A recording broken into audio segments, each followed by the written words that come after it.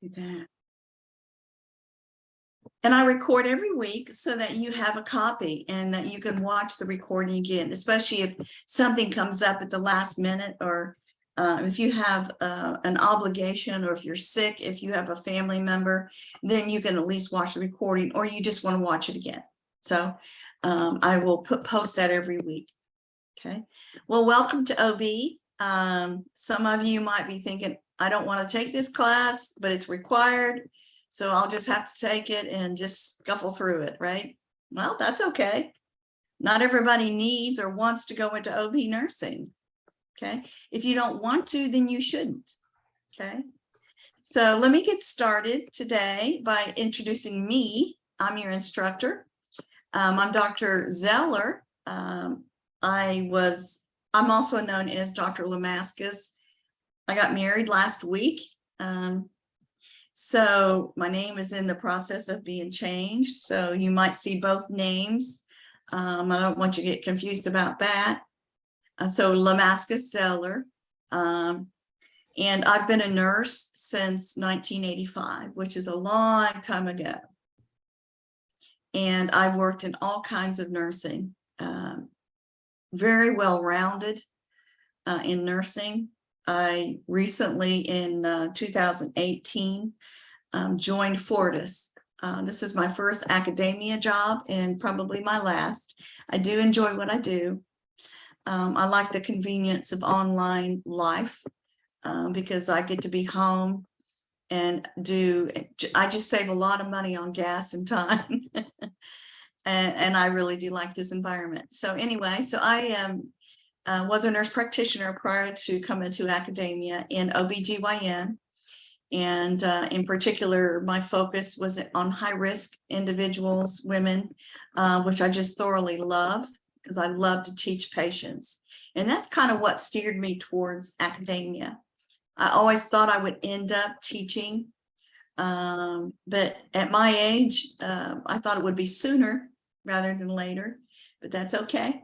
I love what I do, and I feel like there's a lot still for me to learn, and as a nurse, we never finish learning because things change. Research is being done in all fields, and we have to stay caught up with that. We have to know what's going on out there. You know, if there's a pandemic, then we need to know what the CDC is requiring or recommending. Let me put it that way. We need to know where we live, the state. What does the state require? And then what about your facility? So we never finish learning. Okay. So when you're finished your education at Fortis, right now you might be thinking, I want to go into oncology, or I want to go into psychiatric nursing. But by the end of your education, you might totally change your mind. And then you get out and you start working and you might change your mind again. There are just so many opportunities out there. So my recommendation is that you start out with med-surg. Just get a good base knowledge of how things work in a hospital, if you've never worked in a hospital before. And then if you work as an RN, it's different because you have a lot more responsibility. So how many of you, put your virtual hand up, find your reactions on your Zoom. Put your hand up if you're an LPN or maybe a medical assistant or an EMT. In other words, you worked in healthcare in some capacity. Put your hand up. Okay. Everybody needs to keep their videos on. Mercedes goes, okay, good. All right, so a lot of you, okay. So for the rest of you, it's a totally new experience, And, you know, don't be afraid. Nurses need to always ask questions. And I tell my students, if you don't know something, then ask. If you don't know, if there's an order for something you don't understand it, then ask. Don't guess, ask. Okay, clarify. You need to provide good care and you want to protect your patients. You're the advocate for your patients. Okay. So I'm rambling, I can tell already. Okay, so that's me. worked a lot in surgery, in all areas, labor and delivery, and then a nurse practitioner, OBGYN, high risk, and such as that. So that's me, and I've been at Fortis. So what we're going to do today, we have a lot to do today and a lot to discuss. So let's see, we've got some people joining us. So this is Stephanie. Turn your video on when you get a chance. And thank you. All right. So let's see. Now, Justin, can you lower your hand? Do you know how to lower your hand? There you go. Yeah. It's all about playing and learning about Zoom. Okay. So as we get started today, we're going to do some orientation to the class and what to expect, what you're required to do. And then we're going to go into some content of our chapters 1 through 3. Okay. I did give you some information on Canvas, and we'll go over that too. Okay. So let me share my screen.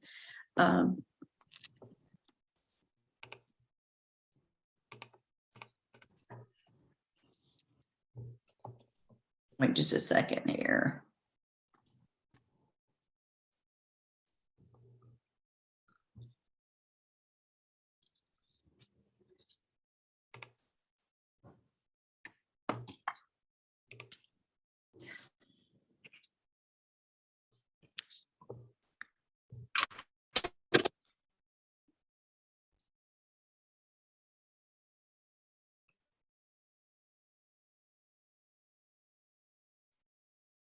Okay.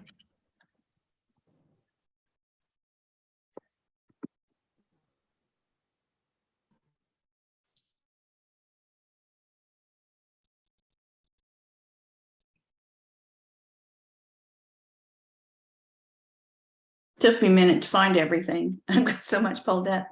Okay, so welcome all of you. If you didn't hear me say that earlier, I'm excited. This is the Wednesday class, and this is section 2. We've got quite a few OB classes, and this is section 2. And there's 2 other instructors that are also teaching at this very same time.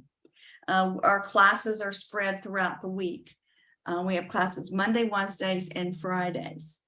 There might be some week when you can't attend. So you can join me at another class time, or you might want to join another instructor. Okay, let me move this one over. Oh, here we go. So today, what we're going to do is we're going to just go and do a quick overview of our tools, what we use for this online class. I call them platforms because they're online tools. And then we're going to go through orientation PowerPoint, the specifics of grading, quizzes, and all that stuff. We're going to look at the syllabus together. Okay, and then we're going to talk about the structure of one of our platforms called Canvas. And then we're going to, as a group, we're going to work on a math case study. We're going to look at drug cards, what drugs I want you to start working on now before the first exam. And then we're going to talk about what concepts from chapters 1 through 3 that are really important for you to know. Okay. And then what assignments are due by Sunday or Monday morning depends where you live, Sunday midnight. If you live on in the mountain time zone, which none of you do. And then what you need to be working on next week. And at the end of every Zoom class, you have to mark on Canvas your attestation. Okay, in other words, you're saying, I was in Zoom on this day, and I'll show you that. Okay, or I might have you share your screen with me, and that might help students. So I want you to get a better feel for the structure of the course, since the content for this week isn't very heavy. In other words, there's a lot of busyness in the first 3 chapters, but what I talk about today is really the most important of it within those 3 chapters. Okay. Yes, you do need to read your text, but you'll be guided by the important concepts. So looking at the headlines of the chapters, the major concepts within each chapter, writing notes, and then being somewhat prepared for Zoom. So you know what we focus on. So that's what we're going to work on today. Anybody have any questions just right off the bat? Anything about classes?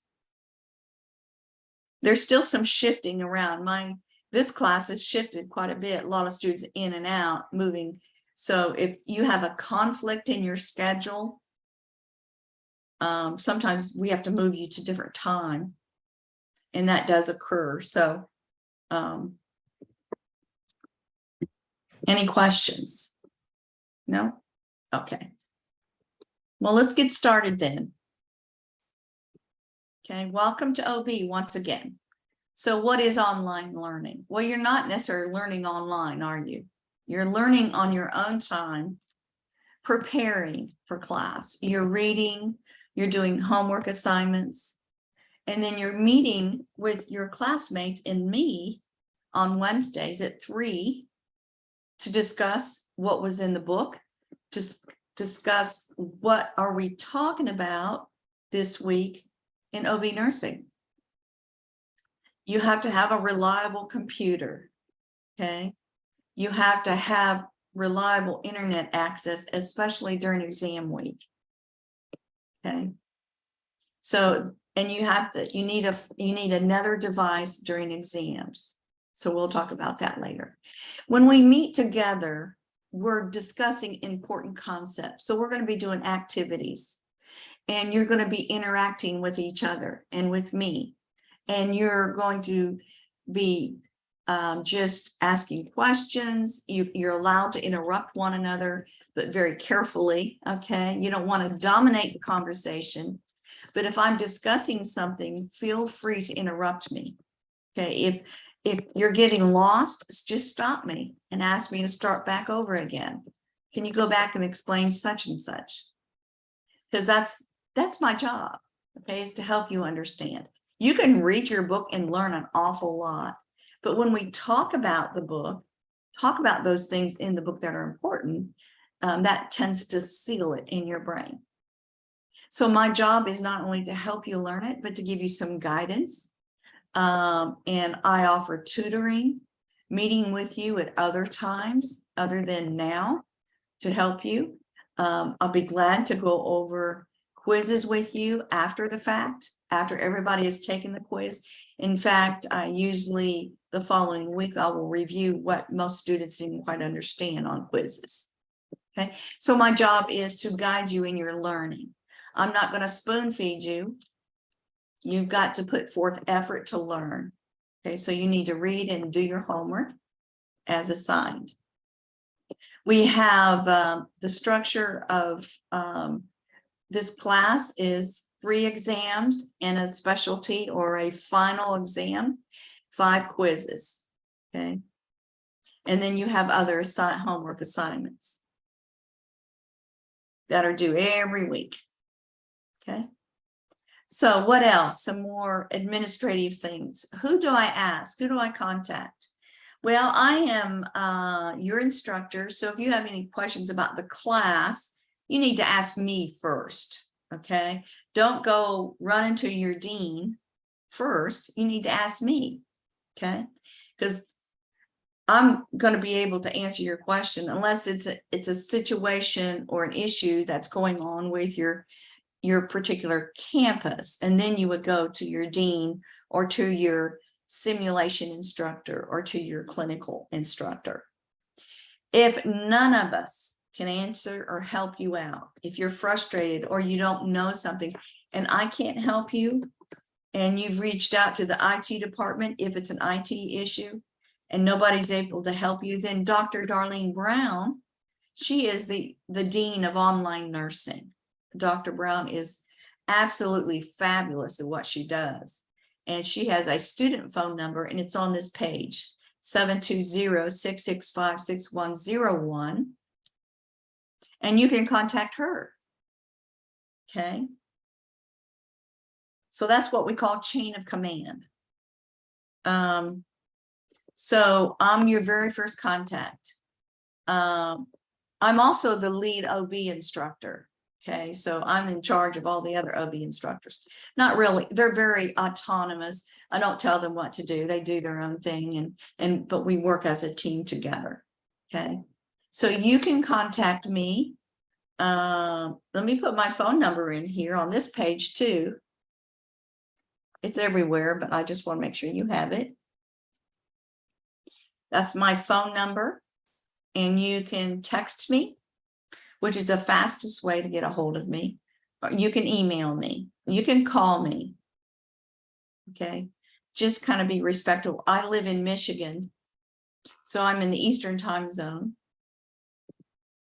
So nobody ever calls me too early, unless they worked all night and they called me the night before or the night after or the morning after. Okay.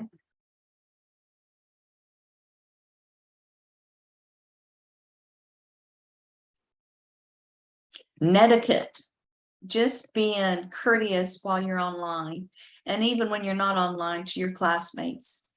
Treat everyone in a respectful manner. It's a stressful time to go through education, and we need all the help we can, and courtesy goes a long way. Even if you write an email, be very careful what you say in an email. If you're criticizing, doing it very constructively. Okay, if you're unhappy about something, if I did something or said something that offended you, you need to let me know, but let me know in a very constructive manner. Okay, I'll be the first one to apologize if I say or do something that offends you. I do not want to do that.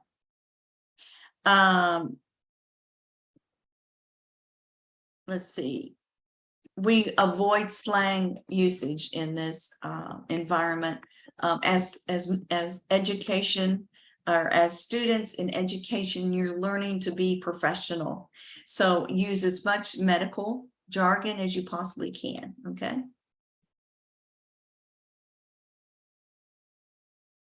Attendance. You need to be here every week. Do you know if you miss 2 Zoom sessions in a row and don't do any homework, you're going to be dropped from the class? Okay. If you something comes up, you have a serious family situation, you need to let me know in advance, if at all possible, why you can't come to Zoom. Now, I don't need details. Okay, if you're sick, you need to let me know, okay, ahead of time, so we can discuss what we need to do. Okay, so every day the classes, or actually the course starts at midnight Pacific time. And so for those of you in the central time zone, that would be 1:59 a.m. 1:59 a.m. And then Eastern time zone will be 2:59 in the morning. Okay, so your assignments are due, your homework assignments are due Sunday or early Monday morning at 2:59. Those of you in the Eastern time zone. Those of you in the Central time zone, your assignments are due at 1:59 in the morning. Okay. So every week you're going to meet with me on Zoom and your classmates, and then you're going to have other homework assignments that are due by the end of the week. Okay. So like a discussion board, a quiz, a case study, those kinds of things. And so discussion questions, yes, the first one is due on Wednesday night. Okay. So here's a picture I found of the time zones for those of you who get confused about this.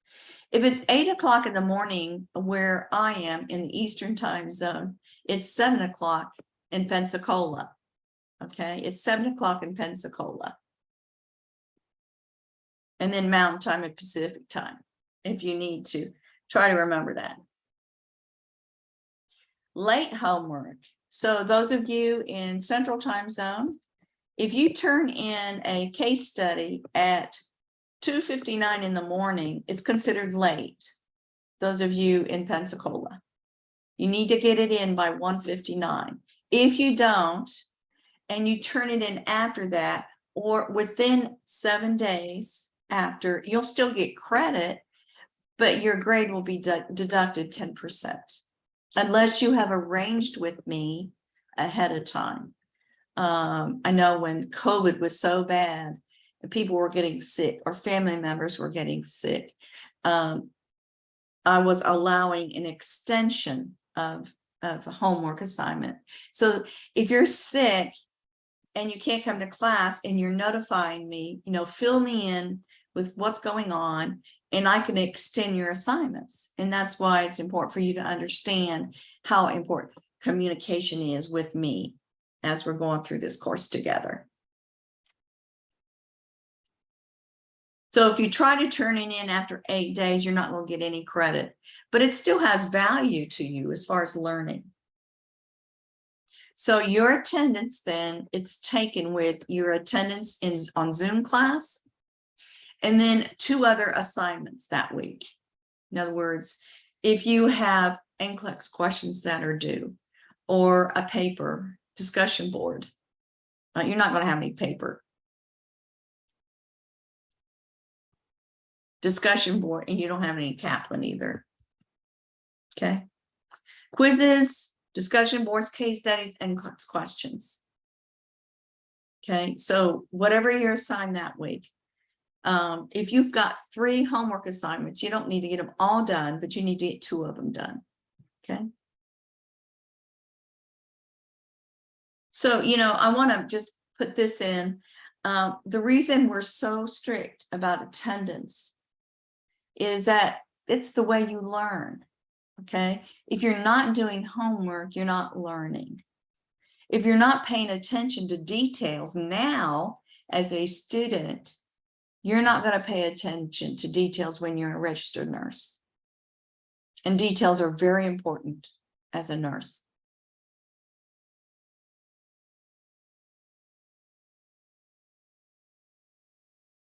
So if you don't do your attestation every week, this is referring to attendance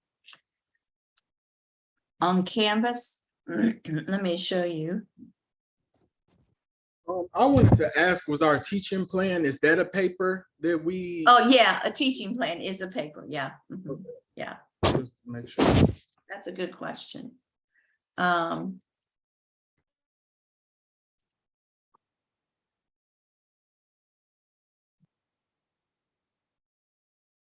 Okay, this is my page, my Canvas page. And I'm going to go to,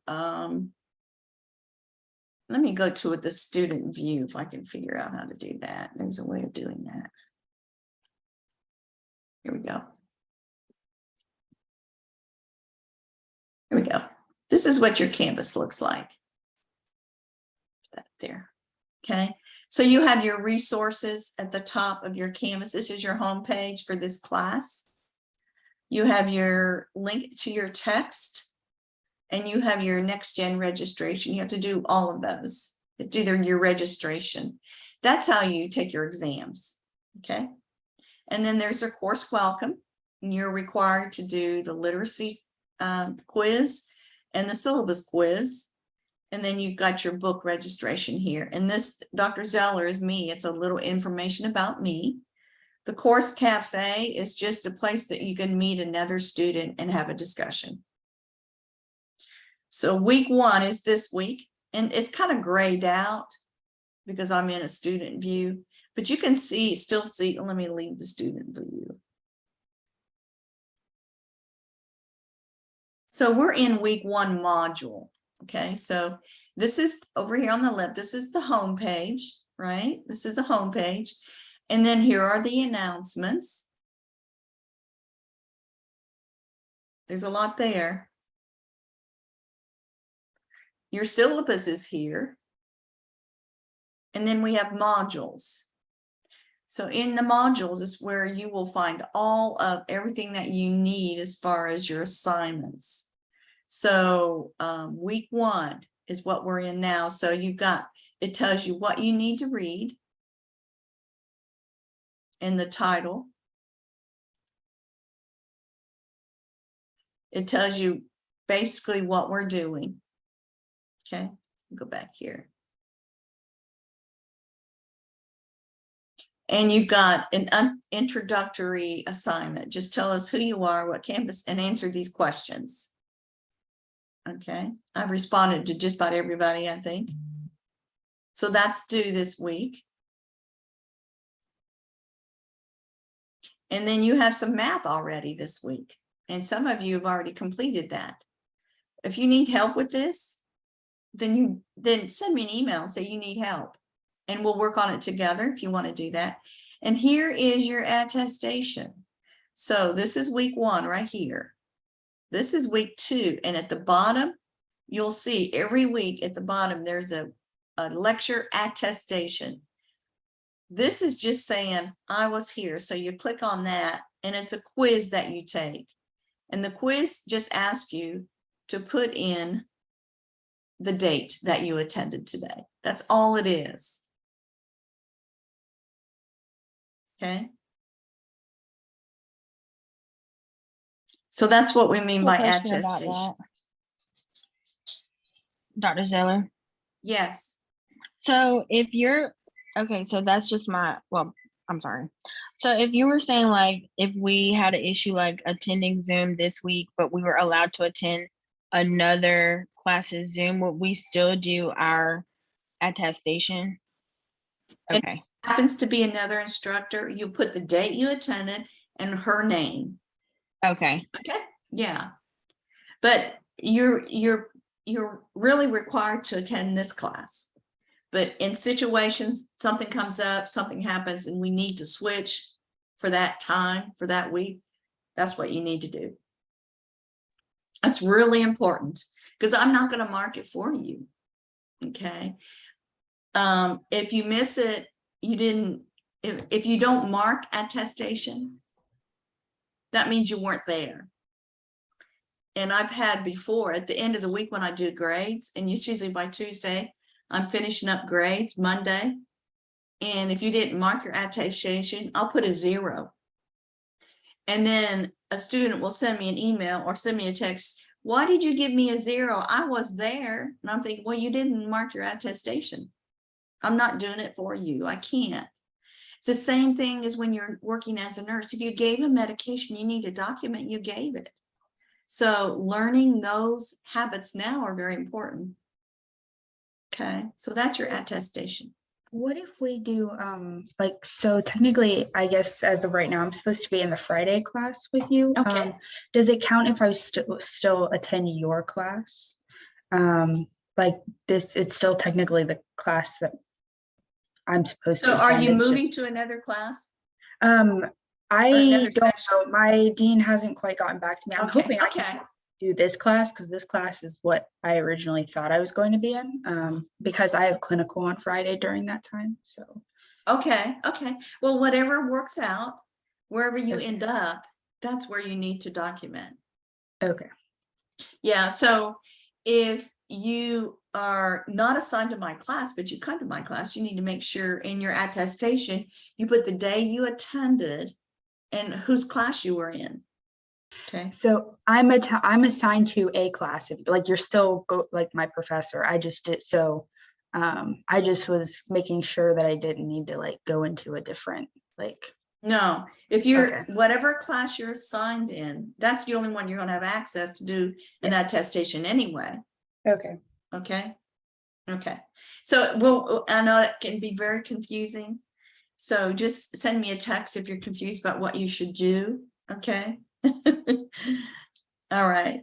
Because we do, the first week or two, even this week, there's been a lot of shuffling. So if you end up moving, then you'll have a totally new, and I'm glad you mentioned that, Mackenzie, because the discussion, your introductory discussion, or any work that you do, like a discussion board question, put it on a Word document and then submit it. Okay, and that way you have it saved on your computer. And it's proof of your work. Because if it gets lost in Canvas, it's lost and you can't prove anything. Okay, so make sure, and this is particularly the discussion boards. Okay, so any discussion, save them so you get credit. Alrighty.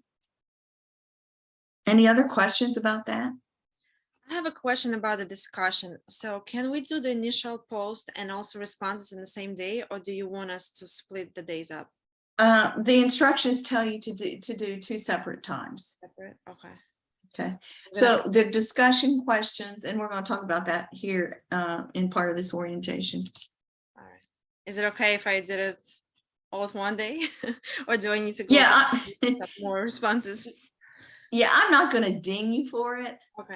but the goal is that you have time to read somebody else's post. Okay, I got it. Thank you. Yeah. So to be successful in this class, I can tell you, regularly attending Zoom, asking me for help and tutoring, complete your homework. I had a student this last quarter, and I say this every quarter, she did super in all her exams, but she missed so much homework. And I just reminded her throughout the quarter, you're missing a lot of homework and it's going to drop your grade. And she did not pass the class because she didn't complete her homework. Is it okay for the math one, like if we, because obviously you can't, like, I have an HP, so I can't write on my computer. So can I just like write it down on paper and then use my scanner on my phone and then submit it that way? Yeah, that's why I've had a lot of students just put it on paper, which I totally understand, and then just take a picture of it with their phone and upload it. Yeah, that's fine. That works. And in the comment section of your math, I give you some guidance and tell you why maybe you missed something. Okay, but if you're not sure how to do something and you want to send it to me for me to look at it before you submit it, I'll look at it for you and tell you, well, are you sure you want to do it that way? Or maybe you ought to do it this way. I will give you some guidance. Okay. On your math. Because math is really important in nursing. I want you to feel confident. And if you don't feel confident, then we need to work on it together. Okay. Okay, so read your book. Okay. There's no such thing as an interactive lesson. I'm sorry, I didn't get that out of there. So that messes this up.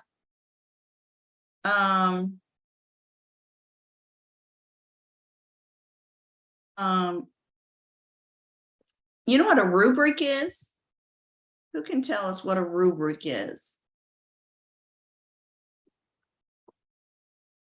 It's basically like a guided grading scale for an assignment. Okay, it tells you what you need to have in that assignment. You need to answer this question, so your discussion board is graded by a rubric. Okay. And if I give you, so if your discussion question is worth 20 points and you don't do it all correctly, and I give you an 8, you're going to come back to me. Why did you give me an 8? And I'm going to say, because I used the rubric. Okay. And I usually don't say that, but basically that's what it is. I'm looking at the rubric and you didn't use an APA. Or you didn't respond to one of your classmates. Okay, so make sure you read the directions on all your assignments. All right. Yes, I didn't do a very good job getting this ready. So we don't do Kaplan this quarter. We've decided not to use Kaplan anymore, but you will have NCLEX questions, case studies, and a discussion board. In this paper, like Devin mentioned, is a teaching assignment, teaching plan. Okay. Your quizzes. Dr. Sauer, Yes. Yes, ma'am. I received an email regarding the NCLEX submission instruction, but I wasn't able to access it. What are the instruction for submission for the NCLEX questions? Okay, so we're gonna go over that, Mhm. but that's not until week 3, and I'm gonna be more specific about it at that time. I'll give you more specific instructions, but I'll show you also. All right. Again, Thank you. okay, yeah, you're welcome. So stay in contact with me. I'm your instructor, and I'm here to help you succeed. It's as simple as that. Okay, if you don't utilize me, if you don't use me, if you don't meet with me, you think you're doing okay on your own, and you might be. But if you're not doing well on quizzes, or you're not getting your homework assignments done, or you don't do well on that first exam, then you better be meeting with me. Okay, you need to meet with me. Those who meet with me do better. Okay, they do better. That's just the way it is. They do better. A nurse is organized. You need to be organized with your schedule.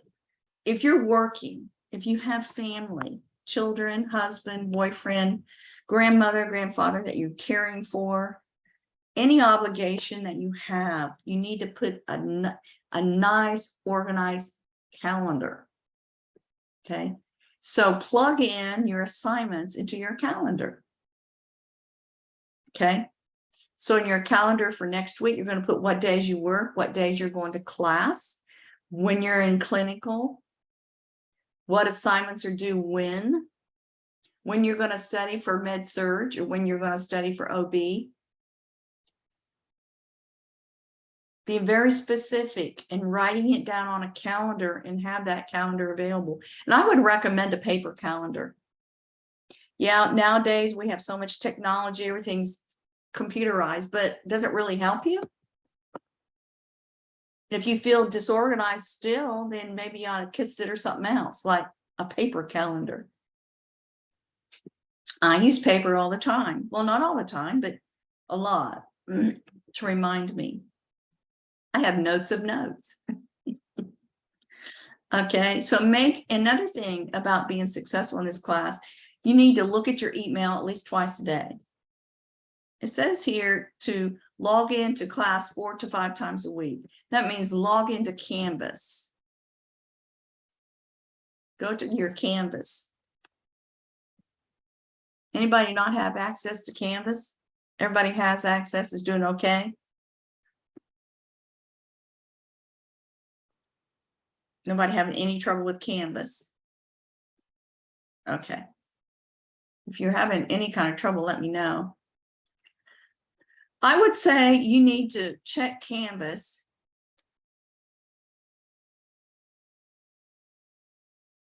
twice a day.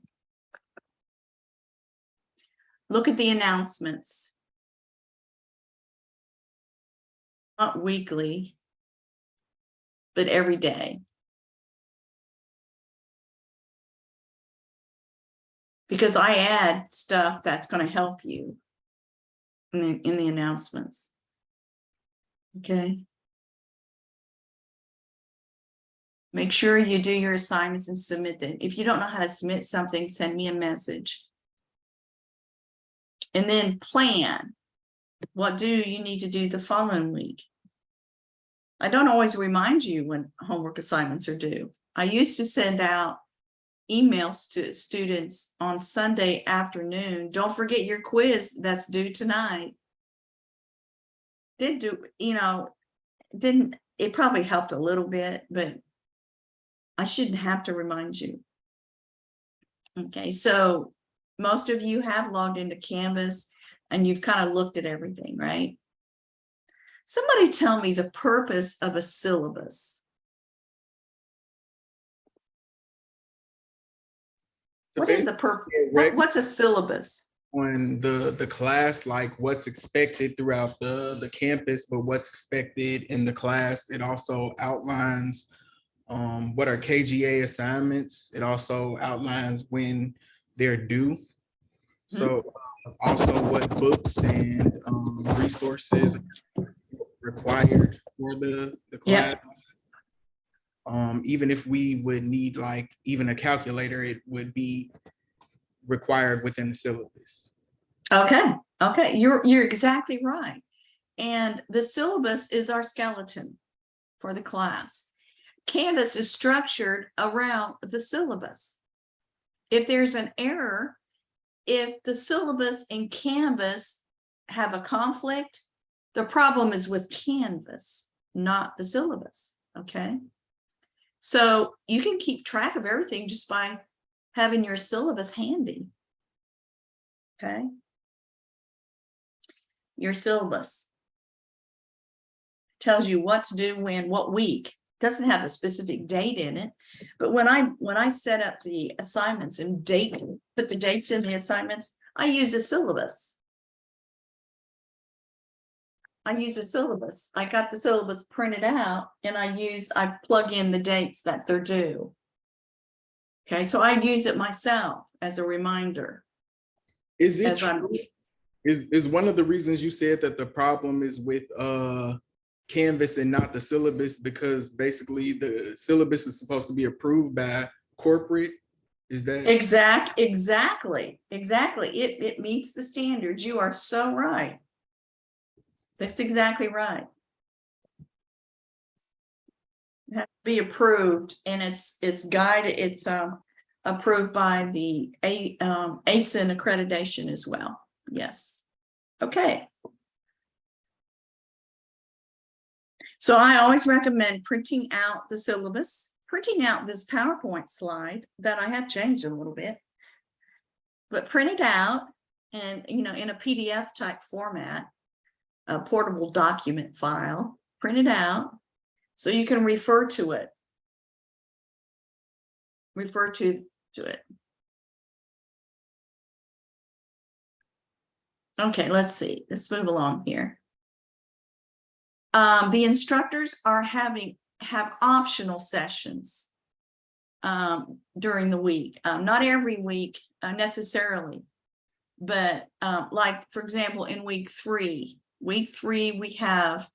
I will be doing a case study on Tuesday morning at 9 o'clock. And I will remind you about that. A case study at 9 o'clock during week 3. And what I've done is I wrote this unfolding case study of a client. And as we go through the case, we're reviewing the concepts that you have learned. And your first exam is in week 4. So attending the case study on Zoom with me, or at least watching the recording, is just another good preparation for your first exam. Okay. Also, the exams, we do review sessions, extra optional. Well, they are optional, but they're highly recommended. Okay. So any extra Zoom sessions that you provide are not mandatory. You don't have to go. They're available to you. And students who attend them do tend to do better. Okay. So these are just extra sessions. We have a couple instructors that like to do Kahoot games. So that will be something I will be sending your way, or even like weekly reviews, and I can send those your way. Okay. Tutoring, one-to-one, one-on-one, you and me, talking about preeclampsia. You just don't get it. Okay, so let's talk about it, and I can explain it to you so that you understand it. What's important as a nurse? What's your priority? That's my job. That's what I do. I do tutor. So let's talk about what Devin mentioned, the KGA. The KGA stands for Key Graded Assignments. Key Graded Assignments. In other words, objective assignments. KGA. So we have exams, quizzes, and your final exam, which is referred to as a specialty exam. The 3 of those make up your KGA score. Okay. The rest of it on this slide in blue are your homework assignments. Okay. And they have to equal 78% as well.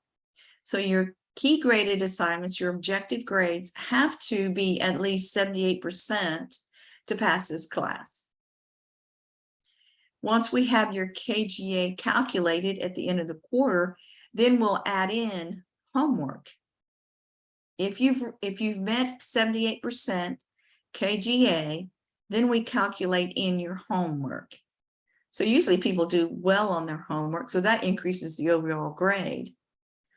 But if you don't do your homework, it's going to pull the KGA down, right? Okay, and the rest of it, Zoom sessions, clinical, and sims are all pass fail.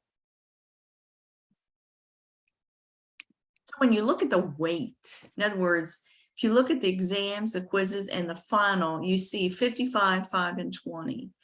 55 means your exams make up a large portion of your grade, your final grade. And then the HESI, your quizzes are only 5%, but that 5% might be something you really want to have as a buffer, okay? So you need to do the best you can in all areas.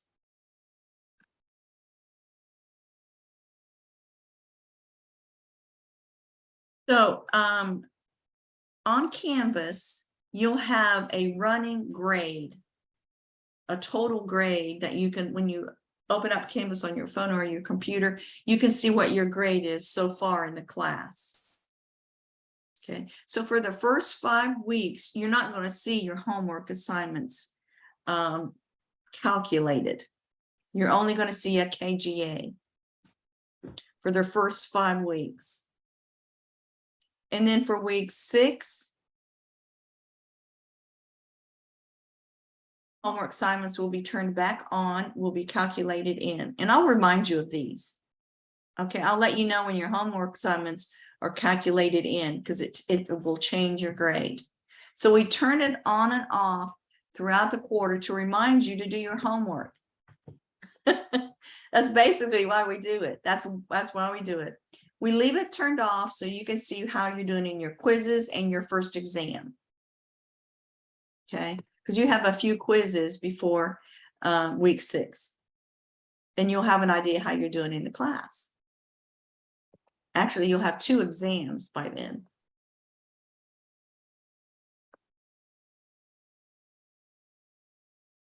So I've already mentioned this, your KGA, your key graded assignments must be 78% to pass the class.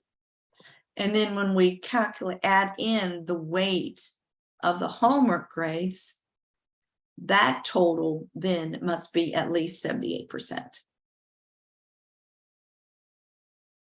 See what the trend is. Someone has an 84% KGA, and then they've done pretty well in their homework, and they end up with a total grade at the end of the class of 86%. Their homework grades increase their grade because they did their homework and they did well in their homework. So your goal is to do your homework on time and do really well.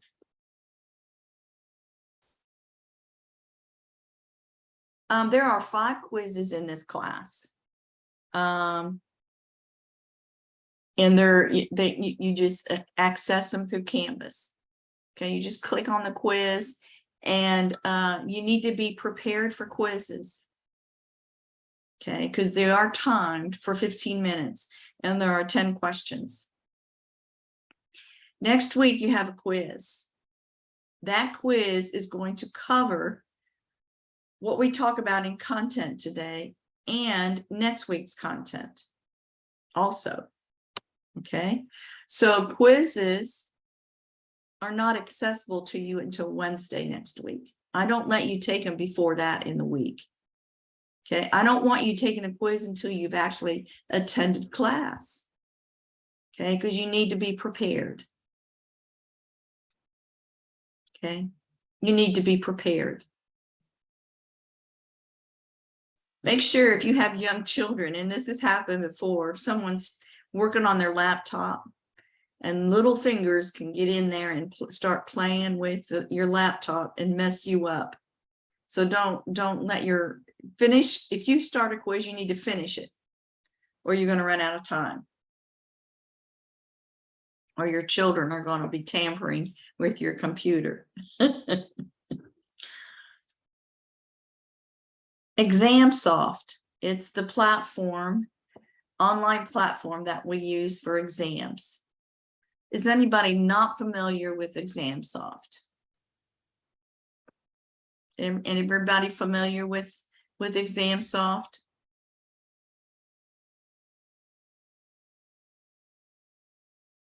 Okay. Okay. So you're going to be clicking on to, you have to go right into ExamSoft, take your exams. Your exams are going to be, I'll get a drink just a minute.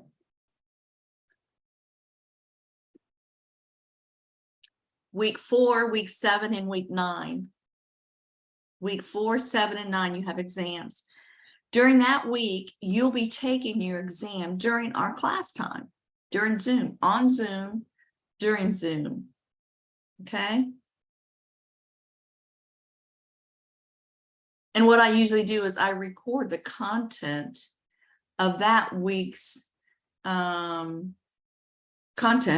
I record it ahead of time. And then, so after you get done taking your exam, we don't have all the time to talk about what's important that week. So we do have usually about 30 minutes. And so I can review, do like an overview, but then you'll have a recording. Okay. And then of course, I'll be glad to meet with you.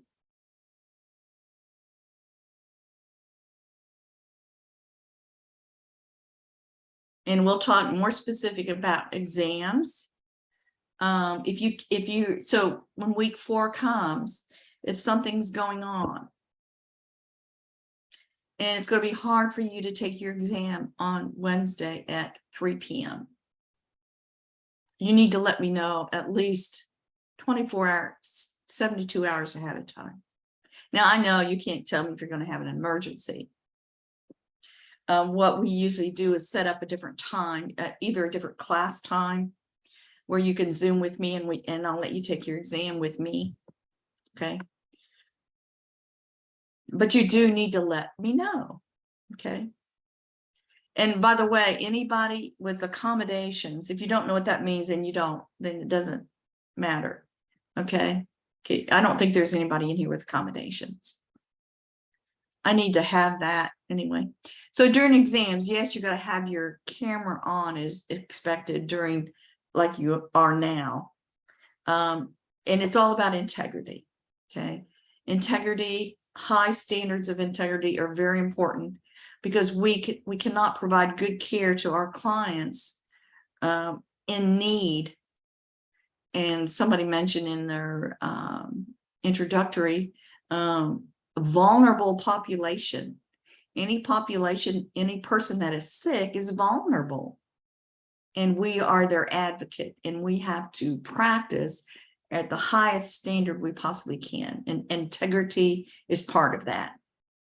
So if you cheat as a student, you'll cheat as a nurse. It's simply put that way. I have a question, Dr. Zeller. What exact documentation do you need for the accommodation? Usually it comes from your dean. So if you need an accommodation, if you have one, you need to provide it, or you can go to your dean and discuss it. Okay. Okay, yeah, and they'll tell you what they need. And then if you get a letter of accommodation, it usually comes from the dean. She'll send it to me. If not, I need it. And so we can make adjustments in ExamSoft. Perfect. Thank you. You're welcome. Good question. If you miss an exam and you don't tell me you're going to miss it, you get a 0. No exceptions. Unless you were in the hospital, in the emergency room. No exceptions.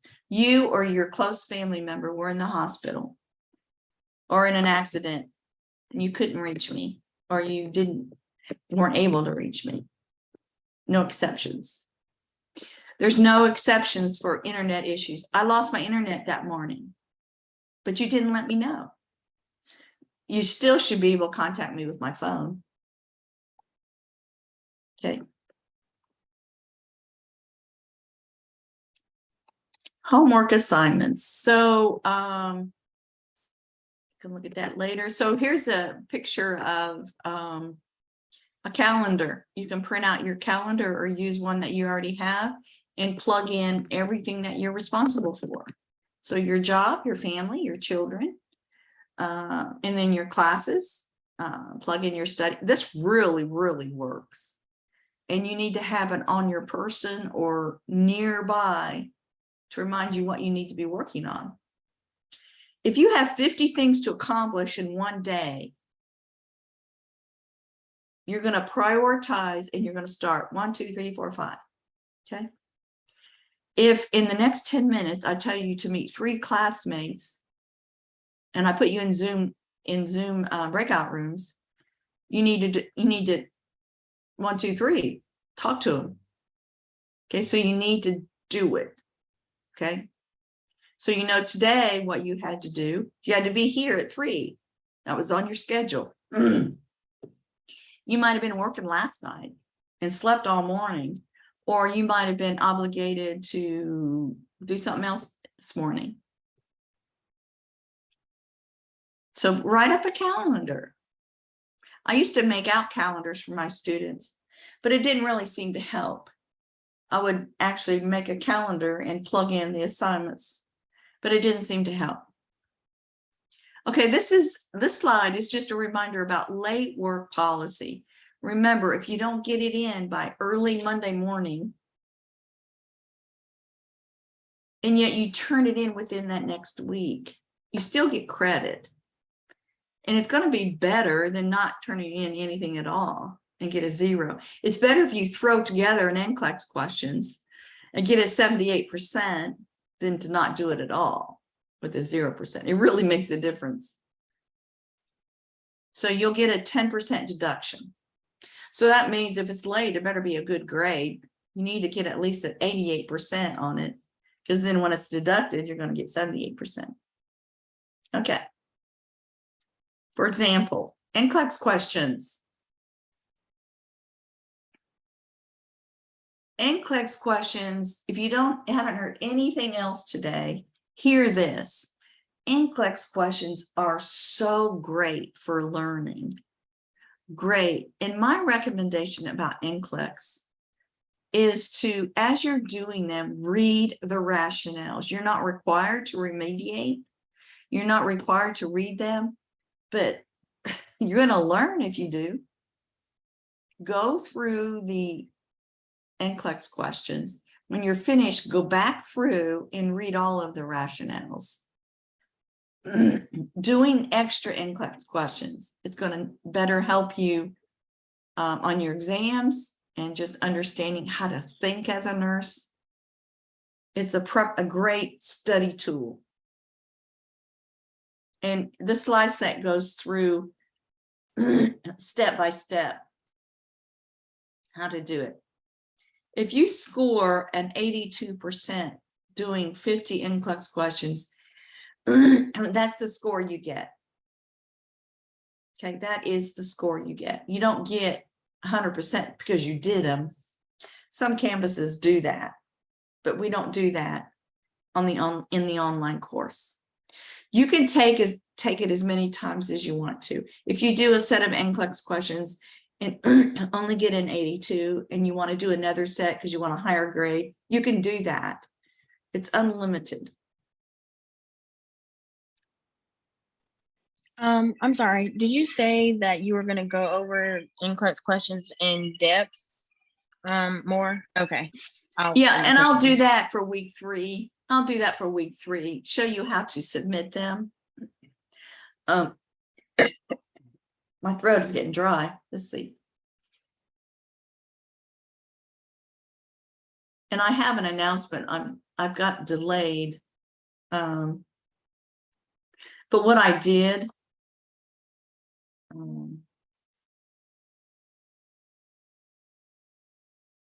you'll be able to get this announcement next week, but I don't want you to feel overwhelmed right now. So what I did in an announcement, I shared some pictures.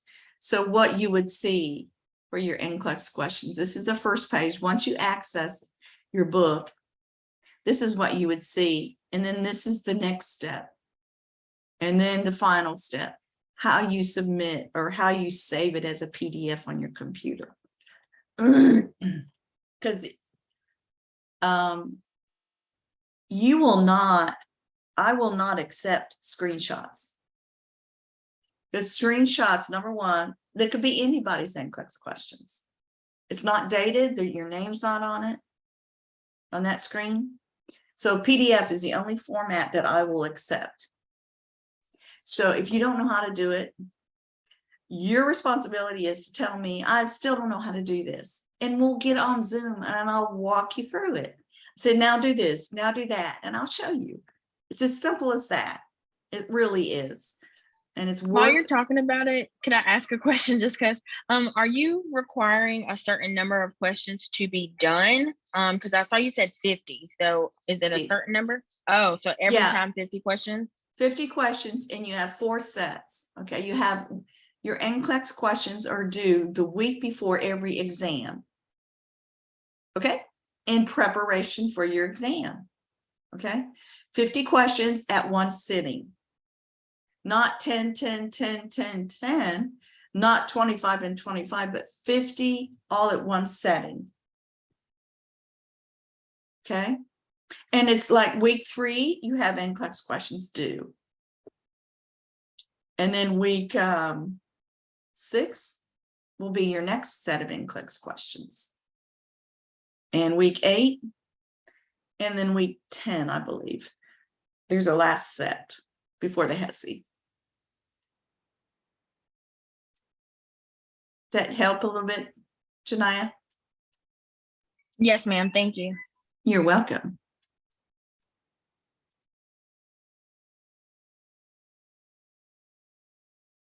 So,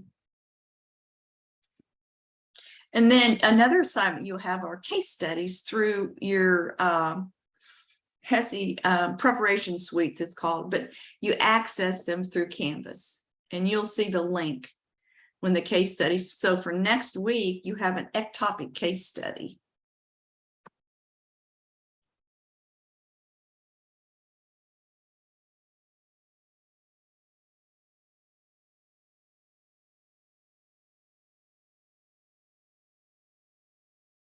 So week 1, we don't have a case study. See week 2 here, you have your reading, you have a discussion next week. Then you need to post on by Wednesday night, your first one. When you click on the ectopic case study, it takes you right to the book, or right to Evolve. It takes you directly to that case study. This is the only way you're allowed to do it. All your assignments have to be done through Canvas. Don't go to Evolve to try to do them. And then when you get ready to do your quiz next week, you just click on the quiz. And then to do your attestation, you click on the attestation. Okay, so every homework assignment is on Canvas in that particular week. So you can look at it. I don't have week 3 opened up for you yet, but you have everything in week 2 to look at, except for the quiz. You can't see that yet. Okay. So I will stay ahead of you on this. So let's, it's 6 minutes after 4. Let's take a 10-minute break. Okay. And then we'll come back and finish what we're doing here. And let's go ahead and get started again.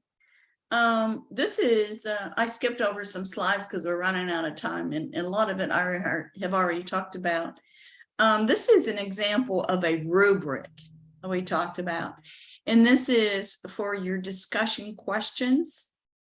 So the weeks that you have a discussion assignment, which is found, of course, in Canvas, make sure you write your answer to the discussion question on a Word document and save it on your computer, and then you can just upload it or copy and paste it as a submission. But the grading for discussion questions are based on this rubric. In other words, you used an article to answer the question. Okay, you found an article that was related to the question that you were asked, and you read it and you're commenting on that article, what it said. Okay, you need to make sure you cite the article correctly, a reference. Okay, let's see.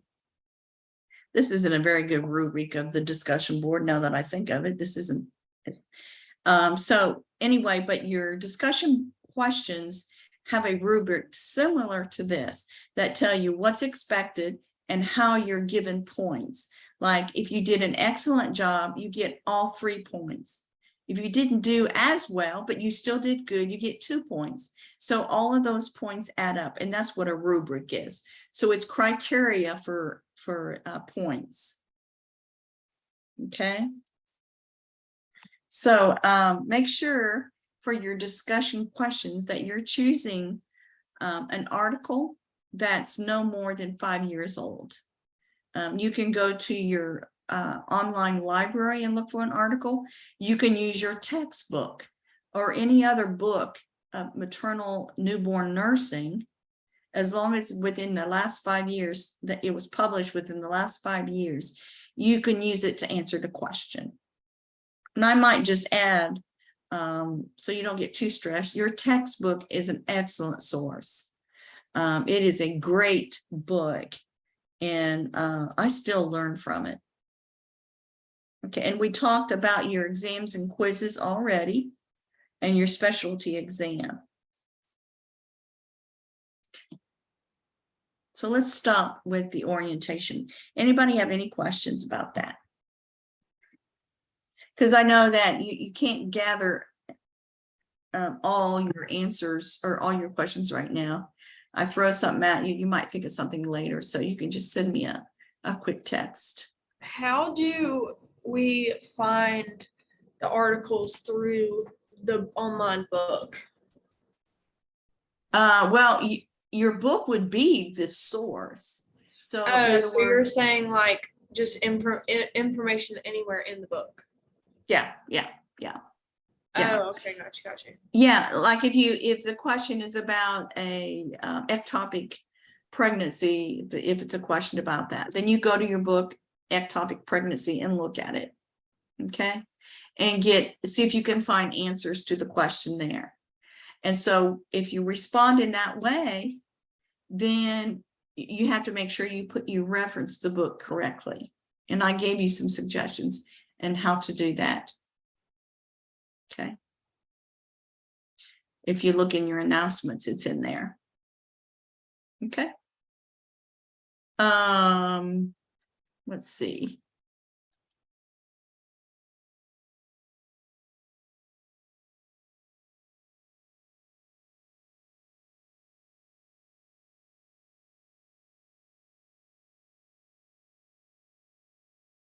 So I sent you a list of medications in the announcements that you will be required to know about for this course.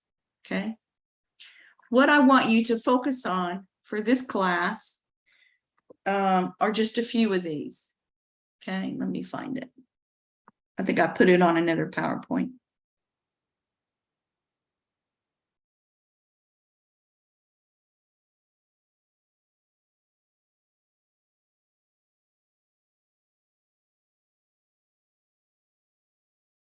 All right, let me just start here. Okay, so let's just get into some content. So this is just, I wanted to remind you, if you didn't know already, a service that Fortis offers to all students that might be stressed about classes, something going on at home, something going on at your job, just anything at all. If you just feel like you need to talk to somebody, this is free. And this is the phone number. I just wanted to remind you of that. I think I even sent you an announcement about it, because I have had students that have had something traumatic occur during class time, and it just really threw them off, and they were able to reach out for help and finish the quarter successfully because of this service. So if you feel like you need some help, please do that. It's free. I think it's great.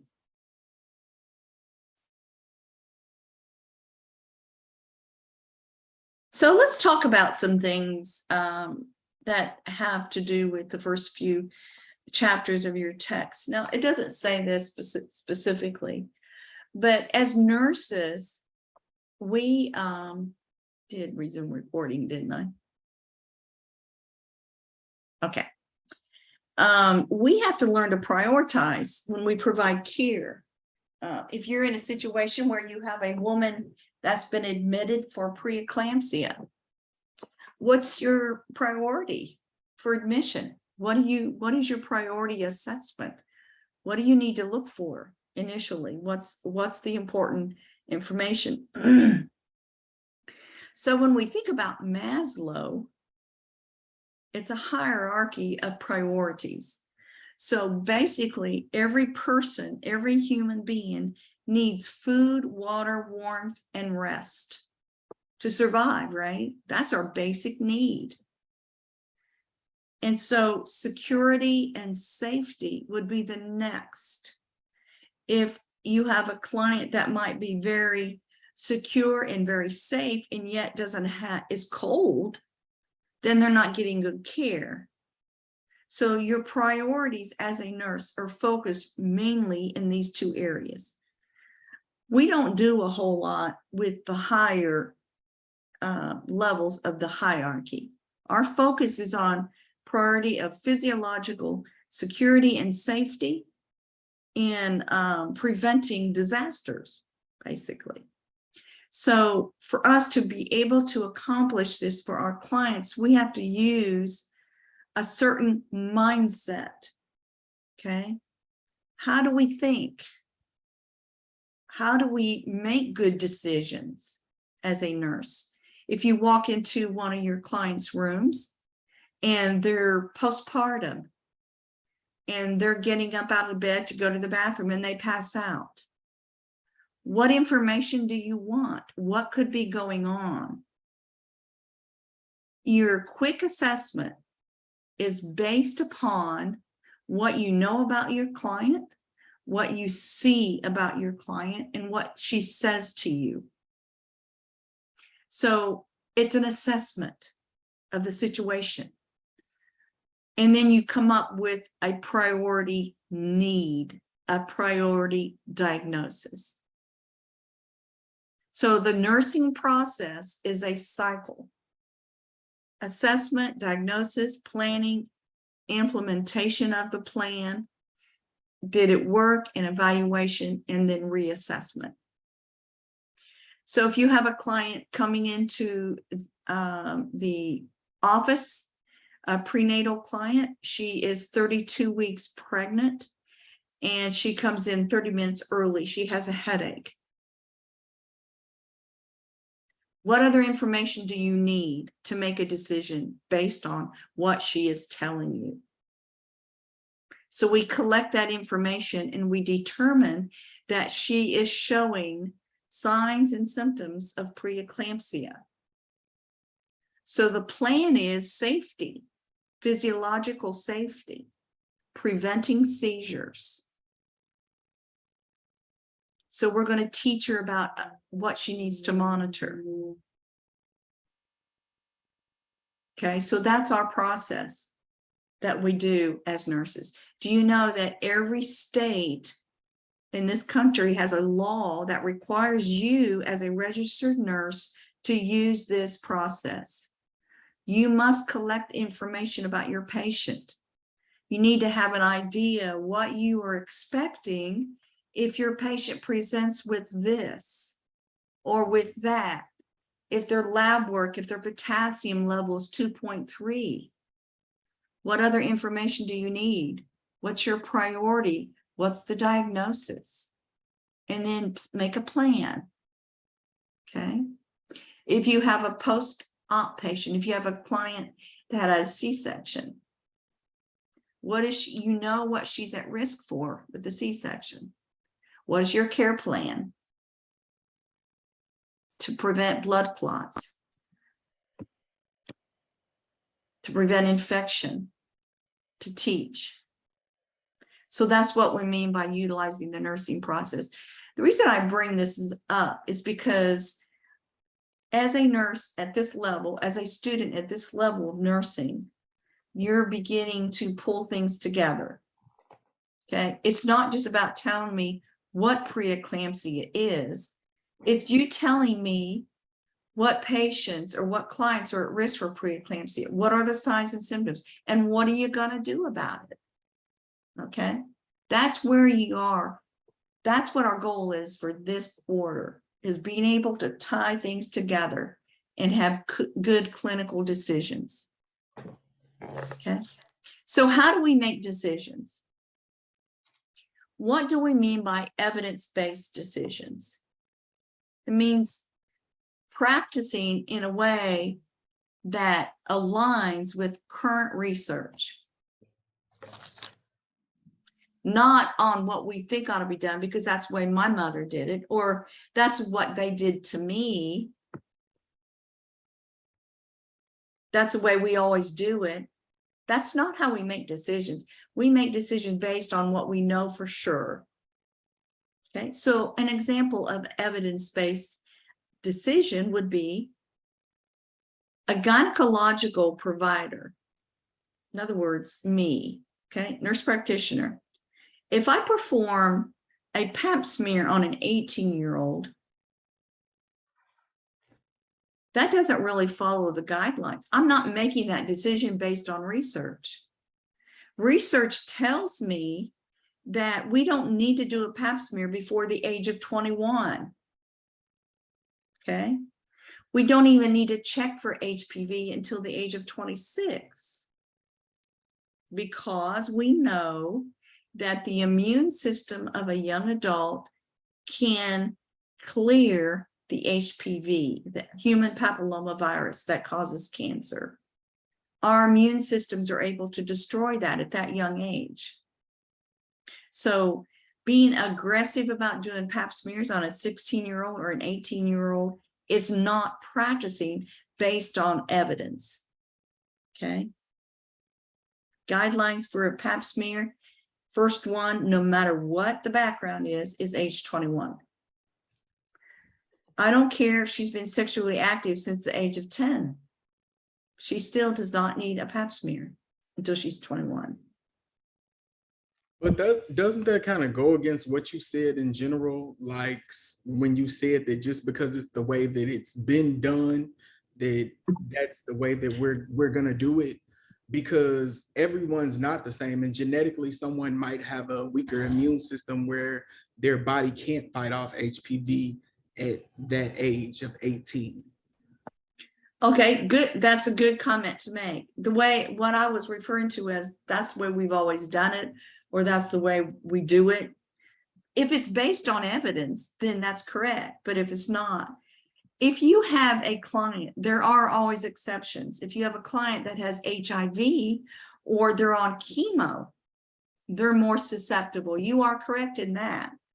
You are correct that we might have to do it earlier. In fact, we might recommend avoiding sexual activity, or at least using condoms, in that situation. Janaya, do you have a comment? Well, I just have a question. Where I went to school, like Lexington one, I'm pretty sure y'all know what that is, but before you go to middle school, like before you are able to start 6th grade, they say you have to have like the HPV like vaccination. And so that's what I was wondering. So if they don't even test for it until you're 26, so when you're like 12, 13, like, or that little age range, like preteen, they have you get it, then like kind of what's the point of that if they don't even test for it until you're 26? So what is a vaccine? Preventative Yeah. treatment. Yeah, and so the evidence now recommendation is age 9 through 45 for HPV vaccination. Okay, your text still says age 9 through 26, but the most recent evidence says 45 can still get the HPV, the Gardasil. It's called Gardasil, to prevent it. Yeah, you're giving a vaccine so that your immune, if I were to give you that vaccine, Janaya, your immune system is going to make antibodies against it, so that if you encounter it, then it's going to destroy it. So that, I mean, we don't need to do a pap smear because we know HPV is not going to be destructive before age 26. And a vaccine, there's not really even, I mean, it's not even really related. Okay. I mean, does that answer your question? Yeah, that makes sense. But I was just saying, because I know like even in the commercials that come on today, they're always showing like really young kids or, you know, like people in their preteens and like teenagers. So that's what I was wondering. Like it was just surprising to hear like 26 years old, you don't test for it, but they give it to you so soon. But what you said made sense. It's preventative. Yeah. So we give the vaccine really early, but we don't really check for it. The guidelines don't really recommend that we really need to do that before age 26. Now, you probably could interview GYN providers across the states, and you're going to hear 25 different things. Okay. But research and guidelines say this is what is recommended. I know the provider I worked with did a pap smear on everybody that walked through the door when they were pregnant, whether they were due one or not. And why? I think it's a habit. I think it was a habit. Anyway, that's what we mean by evidence-based, based on most current research. Okay. Not just because we've always done it that way. So it gives you cause to question things, right? Know what the evidence shows. Okay, standards of nursing practice. Standard of care. You are providing care that is as good as any other nurse who knows what she's doing in certain situations. That's just a standard. You have a certain standard. If you're looking for a boyfriend or a girlfriend, I have a certain standard that I want met before I will date that person. So a standard.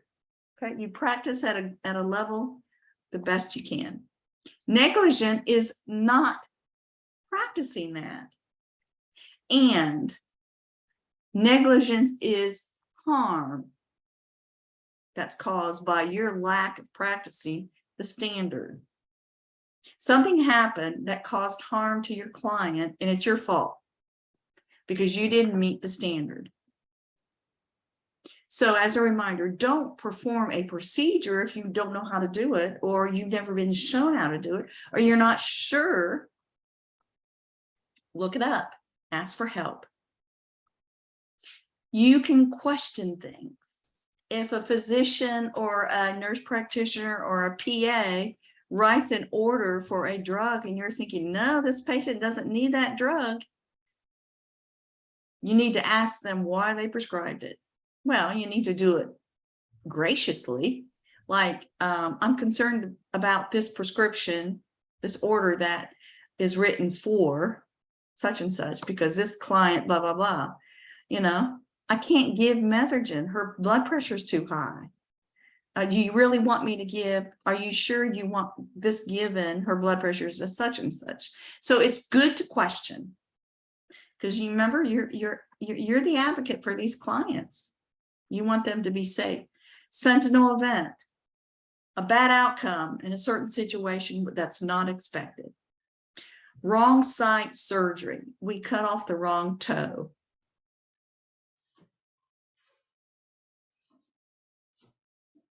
And I have other examples I could share with you at other time, but I don't want to, we're running out of time. Failure to rescue. As a nurse, you are trained and educated to know certain diagnoses can lead to certain things, poor outcomes. If you don't recognize something occurring with your patient and you don't intervene, if you notice her urine output is only been 10 mLs in the last 6 hours, and you don't do something, and she goes into kidney failure, that's called failure to rescue. What's informed consent? Somebody define it for me. What do we mean by informed consent? So basically, like, if somebody's going to have a procedure, they have to sign a consent form saying that they agree with like what's happening in the procedure. And usually I know I've heard my nurses talk about having to get that signed before they go back for surgery. Okay, And if it's so, not, they have to like notify the doctor and everything like that. okay, so a written consent, they're consigning, yes, I want this procedure done, but an informed consent, what does that mean? What do we mean by informed? What do you think that part means? That they've been educated on what to like expect and what's they're giving consent on, basically. What else though? What else do they need to know other than expectations, what the procedure is? What else do they need to know? So informed consent would be what they need to know, what could happen, what may happen, and what should or should not happen, because each patient is different. If I give you this, you may act like this, or you may pass away because we don't know. But this is everything that could happen to you under this circumstance. Okay, so risk associated with it. Like if we do a cesarean section on you because your baby is so large, you know, you could develop a blood clot and you know that. So you're going to sign it knowing that. Or you could have a hemorrhage, or there could be some injury to your bladder or to a ureter or to the uterus. You know that, and you're going to sign the consent. It's like being informed about the possible risk. And Mackenzie, your part is so important too. Patients need to know what to expect. You know, you're telling them, we're going to come get you at this time. We're going to put SCDs on you. Your doctor has ordered you some Reglan to help empty your stomach and dry up your gut so you won't get sick, and on and on. Anesthesia is going to come talk to you. So that's what we mean by an informed consent. So other than a C-section, what are some procedures that we need as consent for? Anybody think of? Not necessarily associated with OB. Like Anything hip surgery? Anesthesia. Any Oh, surgery. okay. Mhm. What else? Other than surgeries, what do we need a consent for? Having Certain treatments. sutures or staples. What'd you say, Kristen? Having sutures or staples.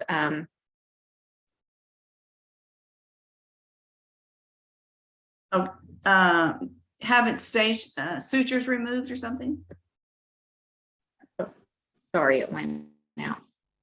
Well, or having them actually put in. Okay. Well, that might be part of another procedure. Yeah. Okay. Okay. What else? I thought that you just needed consent to treat a patient, period. Yeah, you do. Yeah. Uh-huh. Yeah. Yep. Good point. What about blood transfusions? Yeah, we definitely need a consent for that. They need to understand their options. You know, clients have options. They can refuse. Okay. HIV testing, urine drug testing. Your book talks about this, and here's another great website if you're interested in reading about the prevalence of human trafficking, what it is. It's like slavery, right?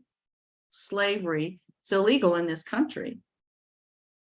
Okay, so slavery for labor, slave labor, slave sex work, sex acts, anything like this. It's called human trafficking, selling people for these things.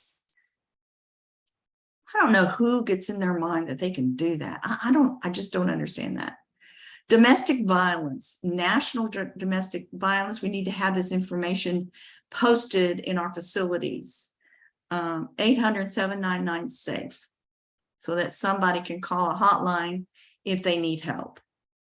Okay. You will be required to understand about intimate partner violence, IPV, in this class, because intimate partner violence escalates during pregnancy, or it can occur for the first time. Think about it. If you have a man and a woman that have conceived a baby, that relationship forever changes, doesn't it? It can cause tension in the relationship. It's never the same. The tension then will continue to build if they don't get some help. It'll build, and your book talks about this. So look at this in your book. It's called The Cycle of Violence. The tension builds until an occurrence of some kind of physical violence occurs. Somebody gets hurt. It's usually the woman in a pregnancy. And then they go through a honeymoon phase. So there's a tension building phase, the battery phase, and then a honeymoon phase. And it's a cycle. And it's important as nurses that we understand that, so that for our clients that present with signs of violence or behaviors of such, that we need to explain to them, it's not going to get any better. It's going to get worse during pregnancy unless we get some help. They get some help. Okay. So you need to know about intimate partner violence. And I've given you websites just in case you have an interest in that area. It's an area of great need, and being knowledgeable about it. And then the Office of Women's Health. Okie dokie.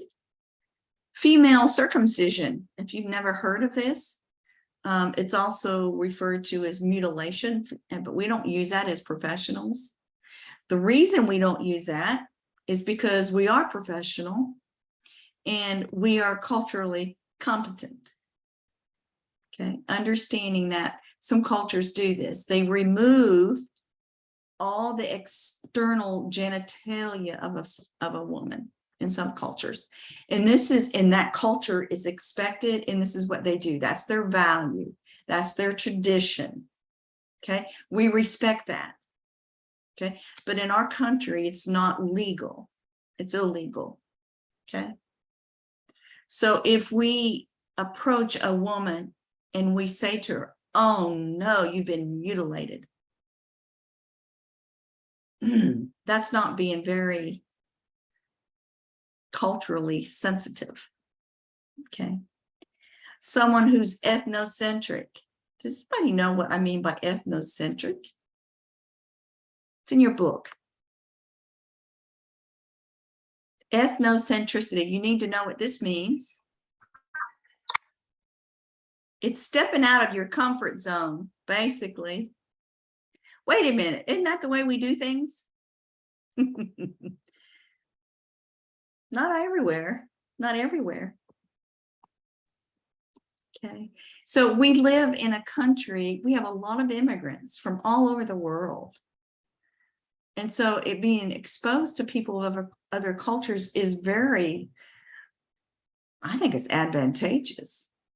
I love meeting people from other cultures because it helps me to question my own beliefs and values, not my own beliefs, personal, but values and traditions. Okay, so if I'm ethnocentric, is that a negative connotation? No. Is that a positive connotation? Yeah, it makes you more able to like work with people, like to be able to relate to things that they have going on in their own cultural experiences. So if I'm ethnocentric, meaning ethno means me, mine, my makeup, my values, my tradition. Centric means in the middle. So you Okay. basically view other ethnicities through your own, I guess the way you view your own. Actually, it's the opposite. Oh, it's the opposite. Okay. Ethnocentric is a negative connotation. A negative connotation. It's a negative So connotation. it's like somebody, so it would be like somebody comparing another culture to their own, or to their own thoughts of it. Well, it's really what it's like. Can anybody pick up on this yet? It's ethnocentric. In other words, my values, my tradition are central. In other words, everybody else should be the way I am. It's not a good connotation. It is not good.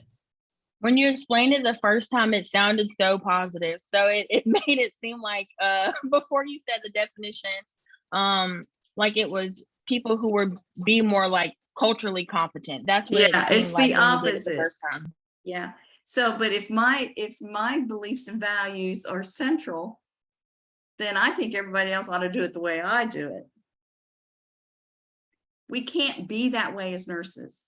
We cannot be ethnocentric as nurses. You will get nowhere. And your clients will be what word do I want to say? Disserved? What word do I want to say? Not served well. They will not be getting the best care. If I have a client that comes in and we admit her because she's in labor and she wants 20 family, numbers, but she wants mother, father, sister, brother, everybody in the room. And I'm thinking, duh, you don't want those people in here? Oh, yes, she does. That's being ethnocentric. Although there might be some facility limitations there, but do you know what I'm saying? Certain cultures, men are not allowed in labor and delivery. Other cultures, you better be there. Okay, so ethnocentric is pushing our own way and not being sensitive to what Janiyah might need. She might need her brother in the room with her when she's in labor. Or she wants to wear certain clothes. She wants to wear her own gown. She wants her birthing plan to be like this. We need to work with them, okay? That will be an exam question. That's why I really have stressed.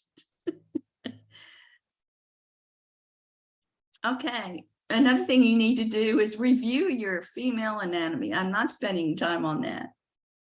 Okay, review the anatomy. You need to know about the fallopian tubes. What's the purpose of a fallopian tube?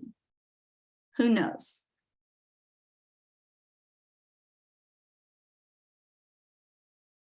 Is the purpose of where the ovary travel?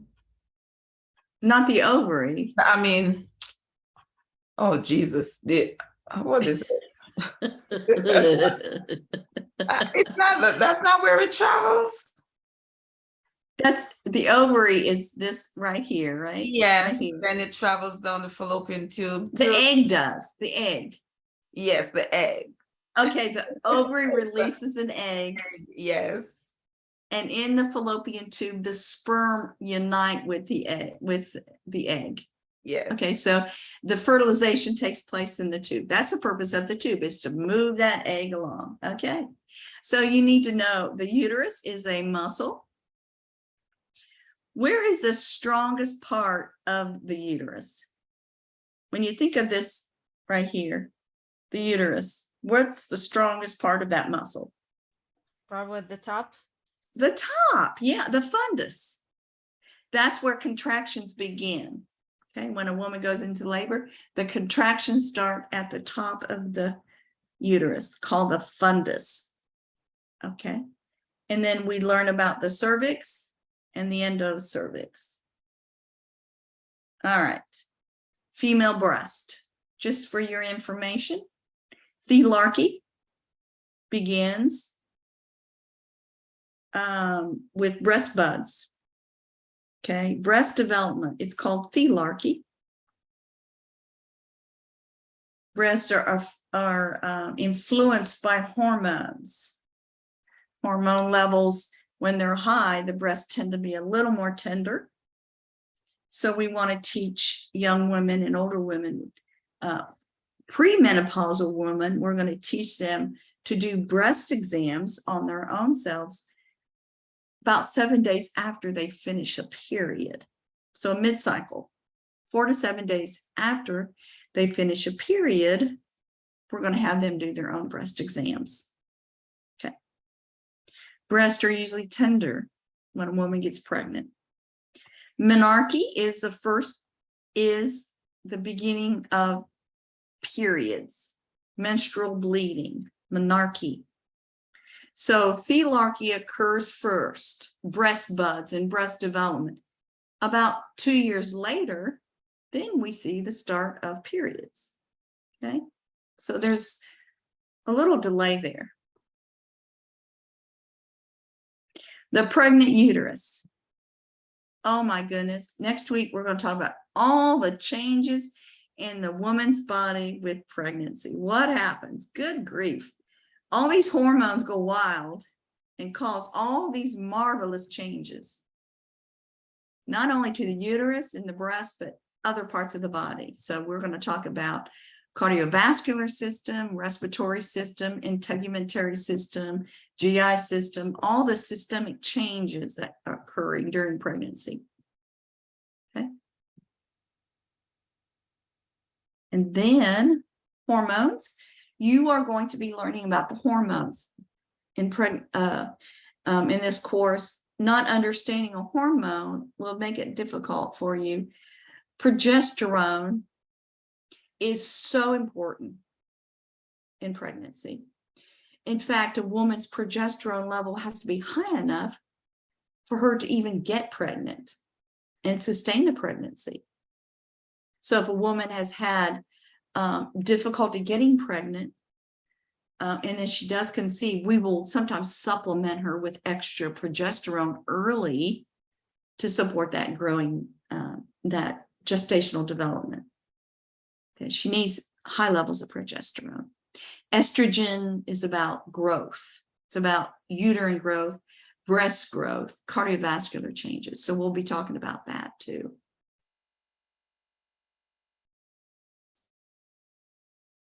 Do you know progesterone, just a side story, it's kind of funny. Do you know if you ever watch shows on veterinarians that, I wanted to be a vet before I wanted to be a nurse. I love animals. But you can predict when a horse is going to deliver their foal by progesterone levels. Do you know that?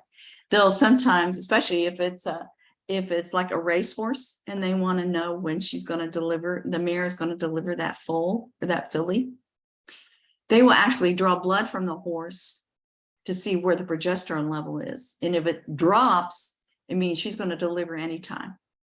So we think about that in human gestation towards the end of the pregnancy. When she begins to deliver, those levels plummet, both estrogen and progesterone.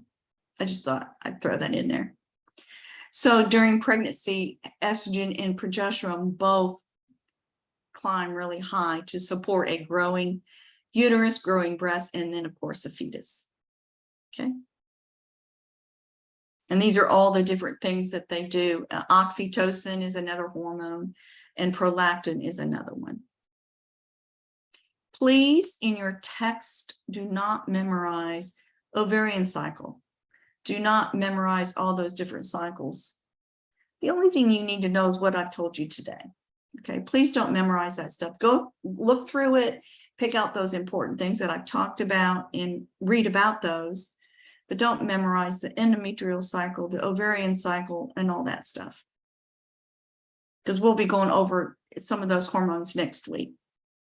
So just couple other things that's really important for you to know now that's going to affect how you learn for the rest of the quarter is some things that put a woman at risk for a difficult pregnancy. Obesity. Okay. You need to know a normal BMI. Normal weight. Normal weight is between 18.5 and 24.99. Overweight is up to 29.99. And obesity is defined as a BMI of 30 and up. Morbid obesity then would be 40. So obesity because if you have a lot of adipose tissue, you have more inflammation in your body. occurring. Adipose tissue is inflammatory. Okay, so if you have an obese woman and she gets pregnant, she's really going to have a difficult time.